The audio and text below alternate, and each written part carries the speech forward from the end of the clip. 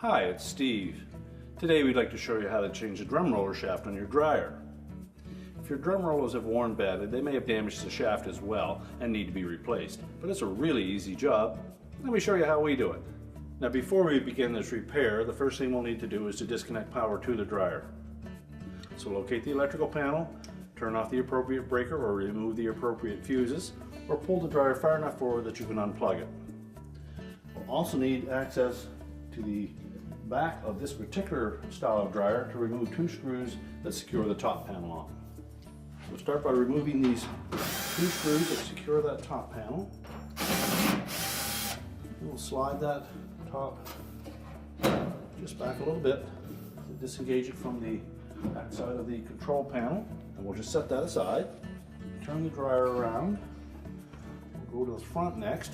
We're going to remove two screws that secure that access panel to the front of the cabinet, located on each corner. And again, they're typically a 1/4 inch hex head screw.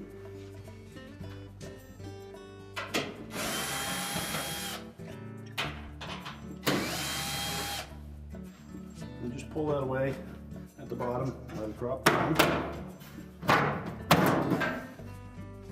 And we can set that aside.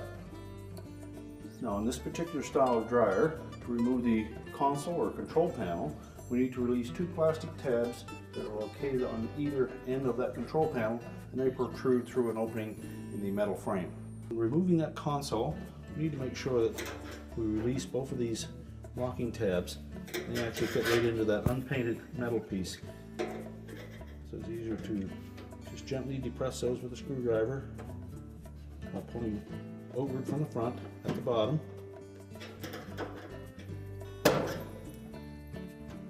Once that slides into that opening, we can then rotate it out from the bottom at the front, and then we'll lift up across the top to disengage the tabs there.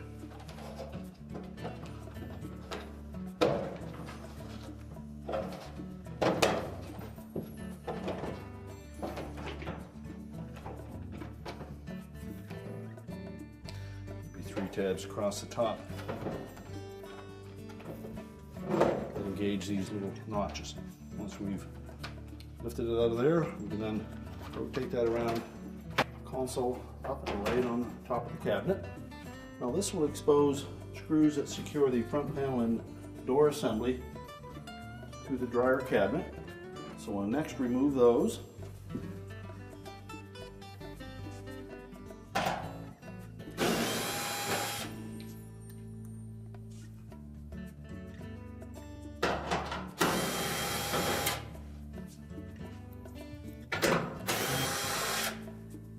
We'll also need to disconnect the door switch harness at the bottom here. We need to take a flat blade screwdriver and go in underneath the edge of that connector and pry upwards on it. Basically stretch the plastic a little bit. To both sides. Just roll it over.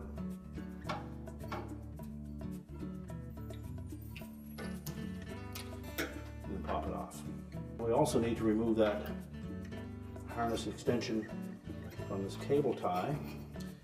There's a plastic clip with a catch right on the bottom of that. So with a flat blade screwdriver, just go in underneath the edge of that and pop it out. That will allow you to pull the harness out of the way. We'll next open the door up. We're going to remove these two Phillips screws at the front.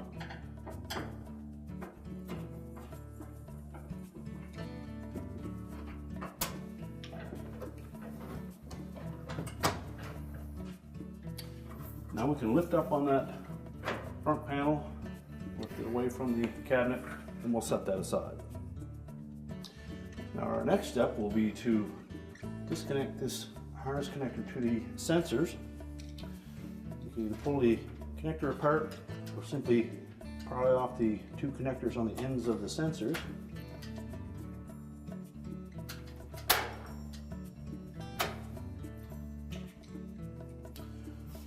Then come down to the blower housing and you'll find two screws in this location that secure that bottom of the inlet to the blower housing. Just remove those. Now before we can go any further, it'll be easier if we remove the belt from the drum and the motor pulley. So we'll reach in through this opening with your left hand, and then reach in across the heater housing and blower outlet. You can feel the belt and the idler pulley. And we're going to push that idler pulley to the left against the tension of the spring so that we can release the belt from off of the idler pulley. And just loosen the top two.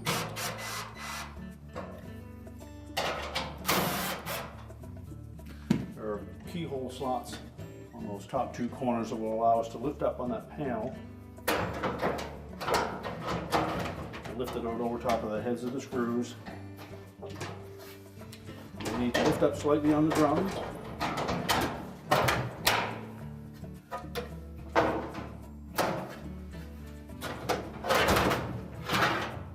And then we can remove that front bulkhead. Now that we've removed that front bulkhead, we're just going to set that aside. Now our next step is to remove that drum, and to do so we're going to have to move this cross piece on the top of the cabinet.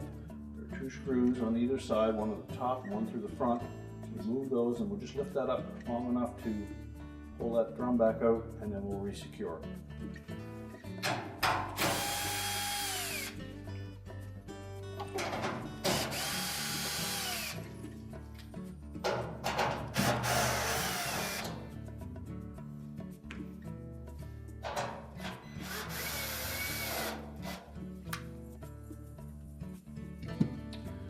We suggest that you push that control panel off to the left-hand side a bit.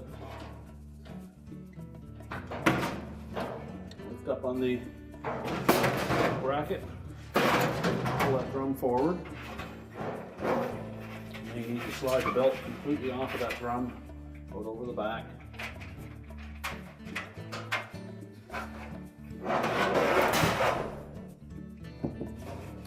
And then just set the drum down. Reposition that support.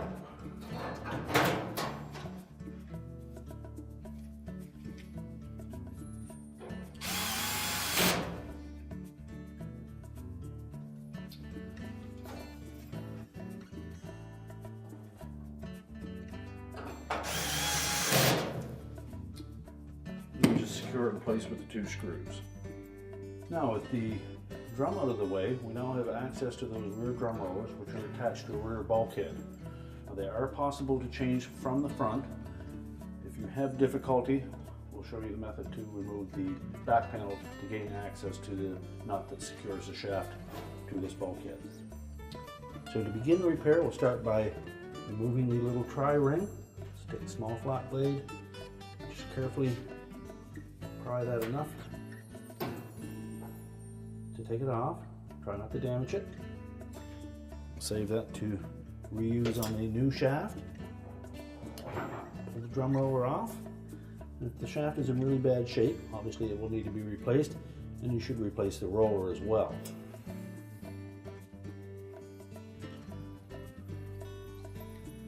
Now the nut that secures that shaft to the rear bulkhead is located in behind, so using a 9/16 wrench, you can fit that over the hex nut.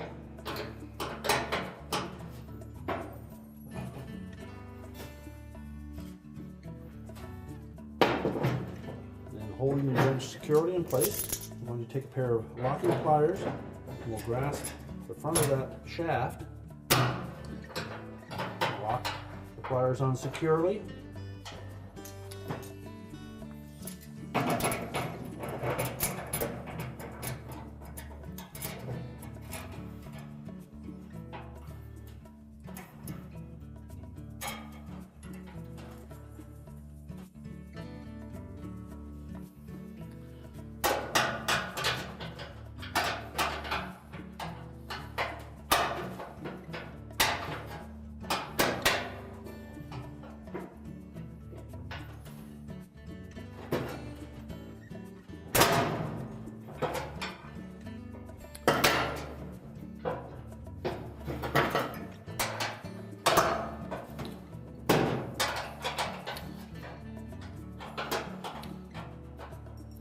And normally once you've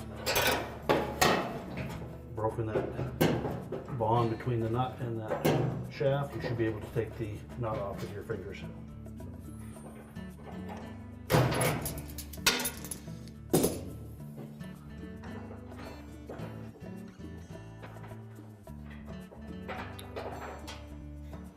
And simply pull the nut away, retain that.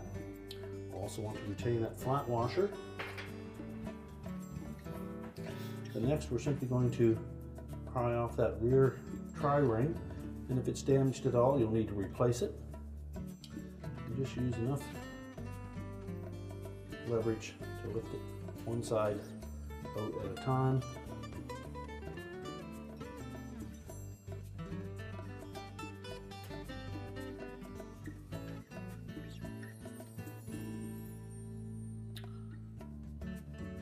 Inspect it, make sure it's still in good shape.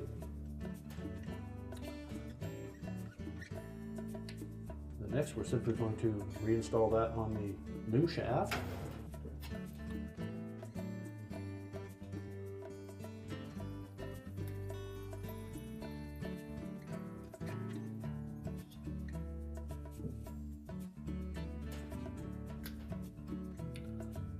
Make sure it stays in place. Take our flat washer, slide that on next. And we're going to position that nut directly in behind that hole.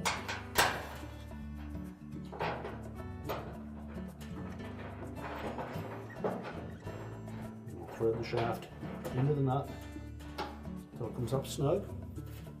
Now we'll need to use the 9/16 wrench and our locking pliers to tighten it. When we tighten it, we want to make sure that we just grip the front portion of that shaft.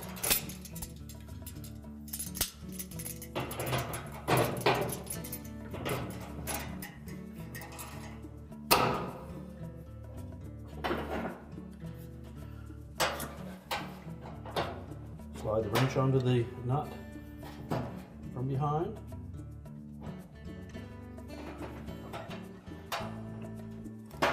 And then tighten it securely.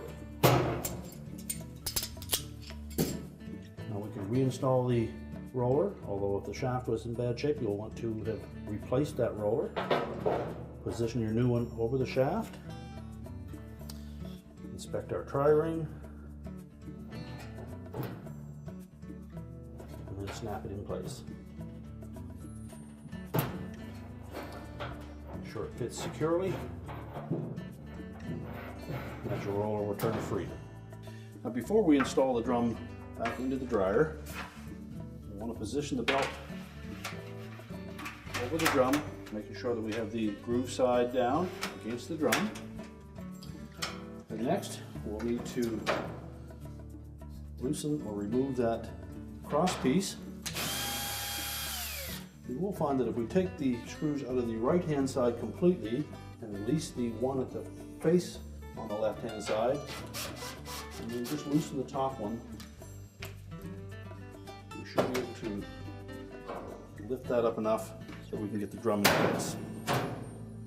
Now before we put the drum back in place, we will show you how the belt will wrap around the motor pulley and the idler pulley, because you have to do this with the drum in place, reaching in and just doing it by feel. Essentially the belt will wrap around the motor pulley. It's going to go under the idler pulley. We'll be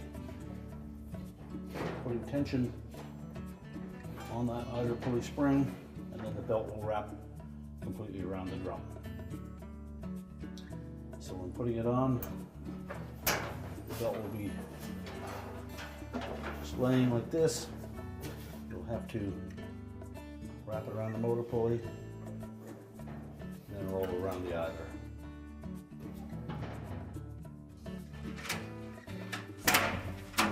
So position it in front of the dryer. Lift up that support. Slide the drum in past it. Make sure we keep the belt on that drum. And you should have about that much slack on top of that drum. Then we're going to lower it onto the rear drum rollers, making sure that it sits into that channel at the back of the drum. And roll it smoothly. Rotate the belt. Making sure that we haven't got it hooked around the element or the wires associated with it.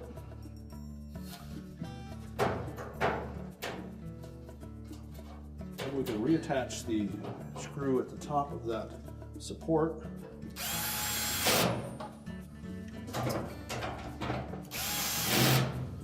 And that will hold that in place.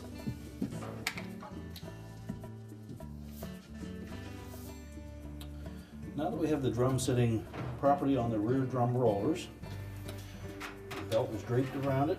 We'll make sure that we have the groove side of the belt facing the drum. And we don't have to wrap around the heater housing or anything. We're simply going to locate that idler pulley, lay the belt across the top of it, roll it in underneath, and we'll just grab that loop. And we'll carefully lift that idler towards the left, pushing against the spring tension, and hook it around the motor pulley. Before we release it, just make sure everything is in place. Then we can rotate that drum just to make sure the belt stays on the pulleys.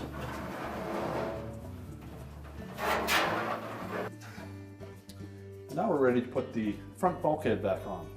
Now when reinstalling that front bulkhead, we'll need to tuck the top of it in behind that cross piece.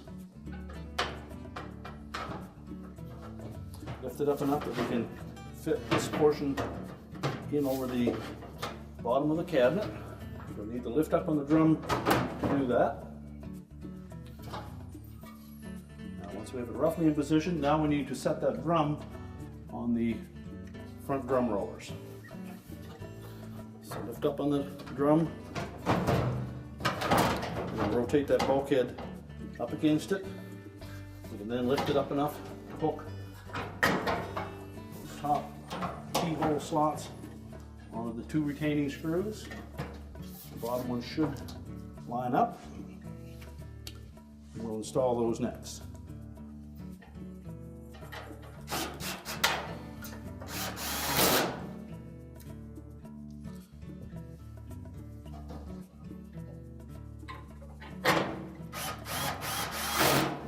And then tighten the top one.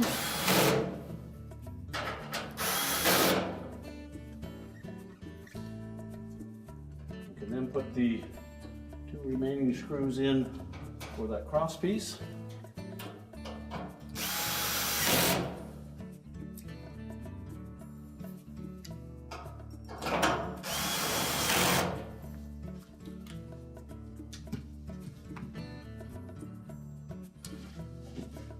We'll reconnect the wire harness to the sensor bars.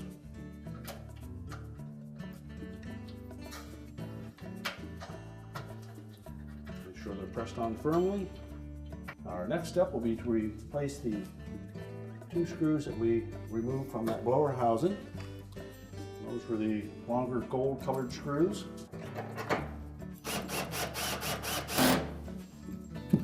Now once we have those secure, we're now ready to put our front panel door assembly back on.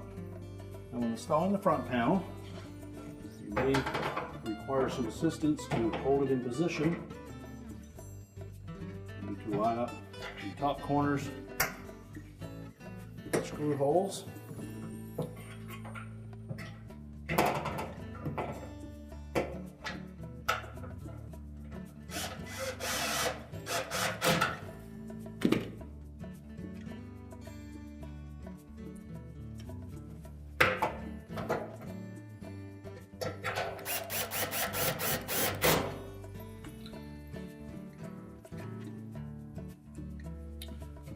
Then line up the bottom holes.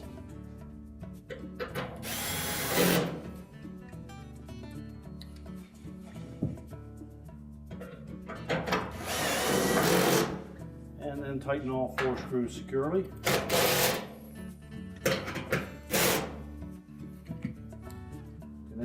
that door, and we'll reinstall those 2 Phillips screws.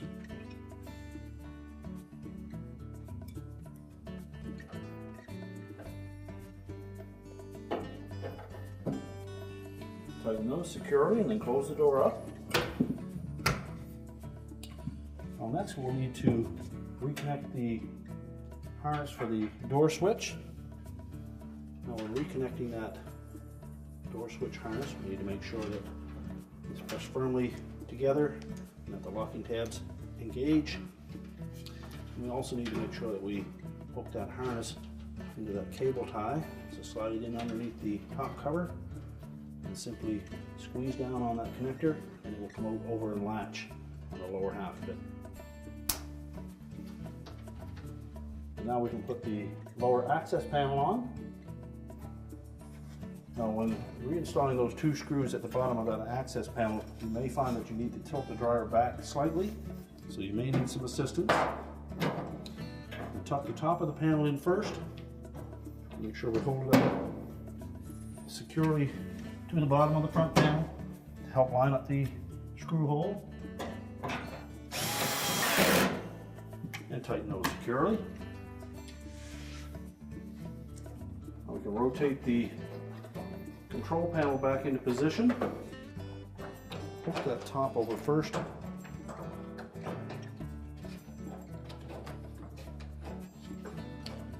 Make sure that we line up those side tabs in the openings. Just press the top as far back as it will go. Again, making sure that those side tabs are lined up. And then just press them into place. You may need to give it a little bit of a bump.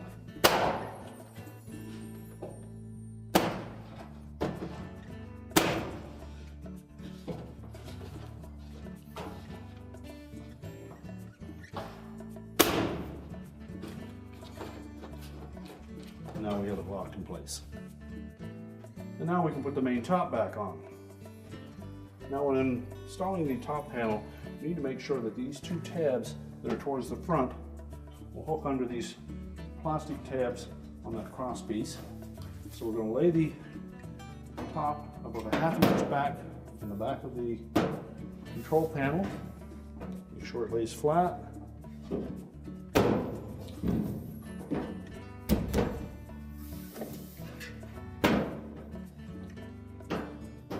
And then just push it forward. Once we have it lined up and centered, make sure it engages those tabs. And it should fit right flush to the back of the console.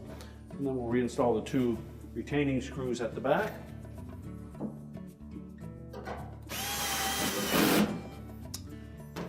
Then we can push the dryer back into position and reconnect the vent if we've disconnected it. We're now ready to reconnect the power, and our repair is complete.